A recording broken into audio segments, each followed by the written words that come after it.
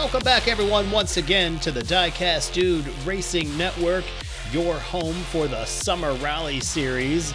It is time for the round of 16. We started this tournament with 32 cars. 32 cars qualified for this event, and we are halfway through. We are all finished with the qualifying times for seeding. From here on out, we are going with the bracket formation. We have 1 through 16, and we will start today's races with seed 1 going up against the 16 seed. It's an odd matchup, but hey, that's the bracket formation for you. Just like all the rest of the rounds so far in this tournament, it will be a best of 3, win 2 races today, and you are going on to the Elite 8.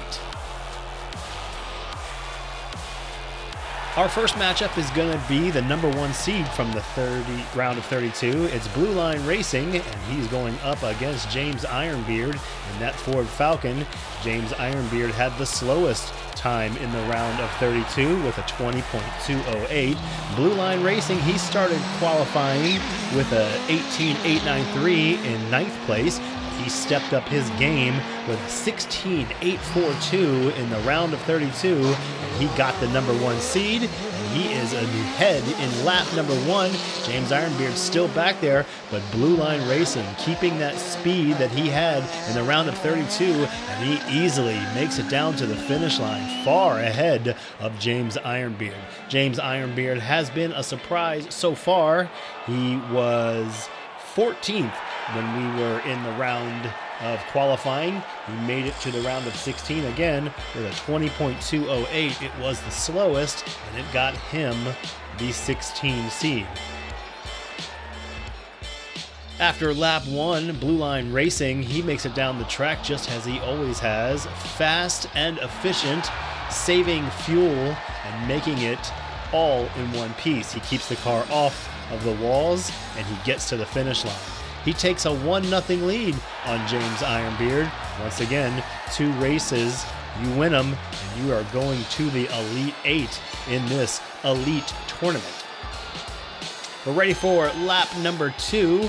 They will switch lanes. James Ironbeard, he'll be on the inside. Blue Line Racing on the outside with a chance to win and to make it to the next round. He's got the lead through the divided 180.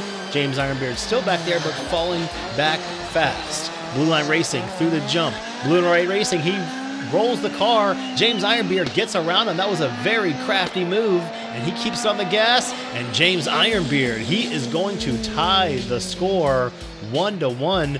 Blue Line Racing with a sizable lead in that lap, but he just couldn't get that Lancer Evolution to land on all 4 tires, keep it straight, and down to the finish line. James Ironbeard, he takes full advantage of that miscue. We'll see as they come through the divided 180. Blue Line Racing with a very substantial lead. He makes it to the split, a little reckless. He kept his foot on the gas there, and here's his problem. He gets those back tires on the curb. James Ironbeard with a fantastic drift right around Blue Line to avoid the collision and make it to the finish line.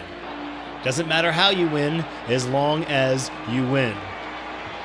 James Ironbeard crossing the finish line in lap 2 first, and he will draw even with Blue Line Racing as we go to a third and deciding match. Always love these do-or-die matches. They will switch lanes once again. Blue Line on the preferred inside.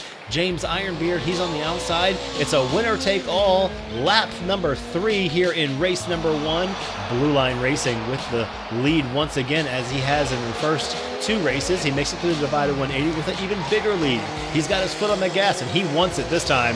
And he rolls it once again. And what can James Ironbeard do? He rolls right past Blue Line, and he's down on speed. But can he make it to the finish line? James Ironbeard for the win. And he will be moving on to the round of 8. Blue Line Racing with another problem after the jump. All that speed, all that control in the first 2 rounds out the window as he gets eliminated, and he leaves his car, his Lancer Evolution, on its top. It was a great run for the first-time driver here at Brick Mountain Speedway, but it is time to go home.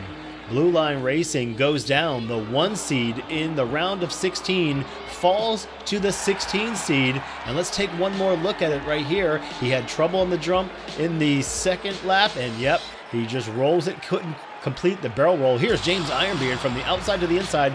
This time gets a little bit of a bump on him, and that slows him down just enough, but he makes it all the way down to the canyon, rolling. It looks like he is coasting his way, but he knows he's got Blue Line on his top, and there it is. The third and final lap. He gets the 2 wins. He wins 2 out of 3. And James Ironbeard moving on to the round of 8.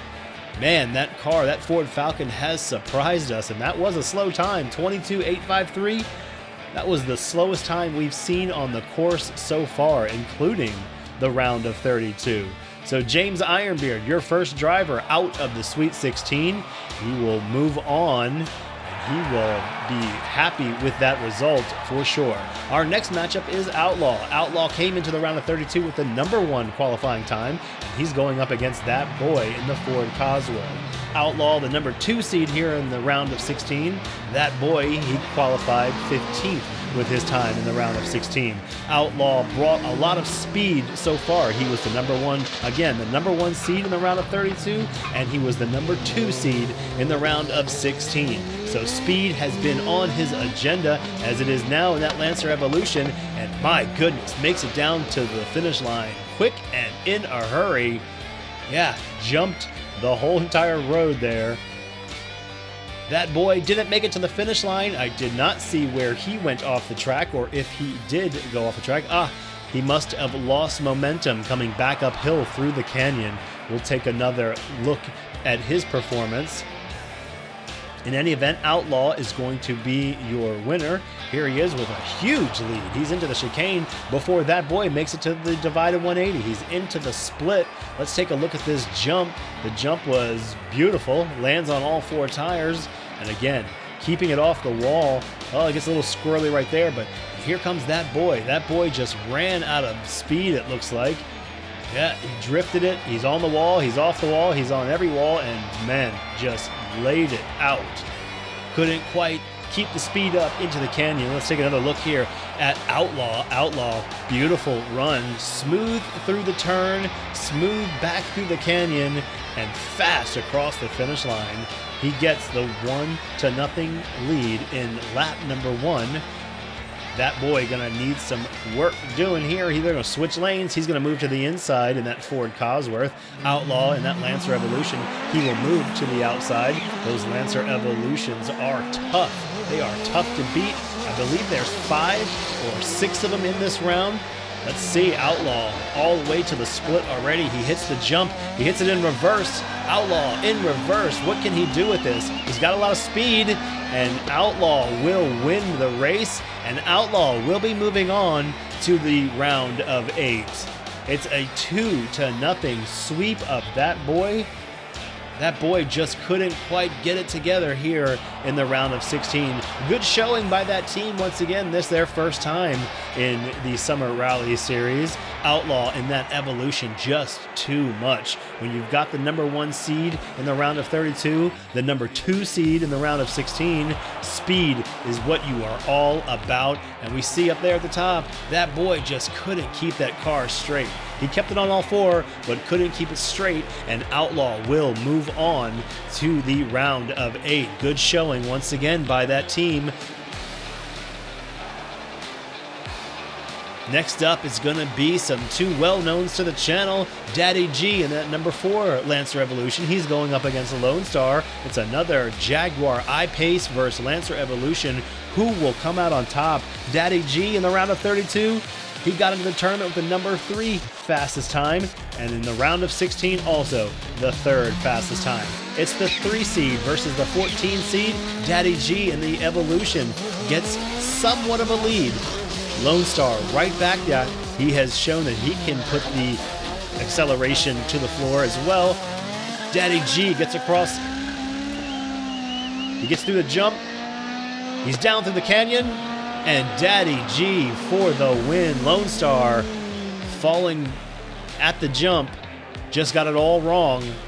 took out some barriers, and that Jaguar I-Pace just didn't have what it took to get across that jump.